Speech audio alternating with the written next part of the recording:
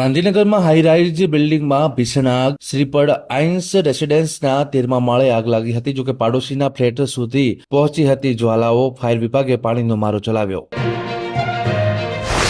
Ahmedabad satellite police મથકે નિવૃત્ત DYSP Ashoksinh Chauhan તેમના પુત્ર સિદ્ધરાજ અને પુત્રી ખ્યાતિ સામે તાજેતરમાં જ સેટેલાઇટ પોલીસ મથકે બીએનએસ અને આર્મ્સ એક્ટની કલમો અનુગત ગુનો નોંધાયો. પાટણ શહેરના પદ્મનાથ ચોકડી નજીક આવેલા ગાયત્રી ફ્લેટમાં એક દુર્ઘટના બની હતી. સમયે એર કન્ડિશનરમાં અચાનક ભયાનક બ્લાસ્ટ થતા આગ ફાટી નીકળી હતી. આગની ચપેટમાં આવી જવાથી ઘરમાં એકલા સૂતેલા મહિલા પોલીસકર્મીનું ઘટના સ્થળે જ મોત નીપજ્યું હતું.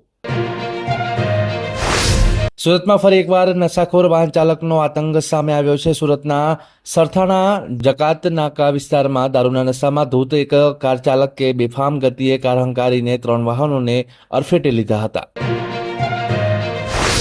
બનાસકાંઠા જિલ્લાના હળવદ પંથકમાં બુધવારે બપોર બાદ હવામાનમાં અચાનક પલટો આવતા વાવાઝોડો, ગાજવીજ અને કરા સાથે વરસાદ વરસ્યો હતો. હવામાન વિભાગની આગાહી વચ્ચે બપોરે 4 થી 6 વાગ્યાના સમયગાળા દરમિયાન હળવદ વિસ્તારમાં 21 મીમી વરસાદ નોંધાયો હતો. દિયોદરમાં મહિલા જાગૃતિ કાર્યક્રમ યોજાયો. પીઆઈ માલીવાડના અધ્યક્ષસ્થાને સાયબર ક્રાઇમ અંધશ્રદ્ધા પર માર્ગદર્શન અપાયું. વિસનગર સિવિલ હોસ્પિટલ પાછળના રસ્તા પર વરસાદી પાણી ભરાયા. સ્થાનિકો અને વાહન ચાલકોએ અવરજવરમાં મુશ્કેલી, કાયમી ઉકેલની માંગ. ઊંઝામાં પટેલ સોમાભાઈ શિવરામદાસ પરિવાર ચેરિટેબલ ટ્રસ્ટ દ્વારા દિવ્યાંગો માટે એક વિશેષ કાર્યક્રમ આયોજન કરવામાં આવ્યું હતું. આ કાર્યક્રમમાં જરૂરિયાતમંદ દિવ્યાંગોને ટ્રાયસાયકલ અને વ્હીલચેરનું વિનામૂલ્યે વિતરણ કરાયું.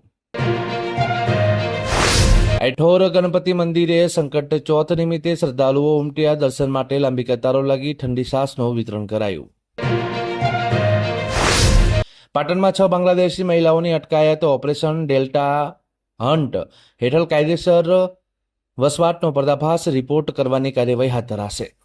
દેશ અને દુનિયાના સમાચાર જોવા માટે અમારી ચેનલ MG લાઈવ ન્યૂઝને સબસ્ક્રાઇબ કરો અને બેલ આઇકોન પર ક્લિક કરો, જેથી રોજે રોજની અપડેટ આપને મળતી રહે. સાથે જ અમારું ફેસબુક અને ઇન્સ્ટાગ્રામ પેજને પણ ફોલો કરો.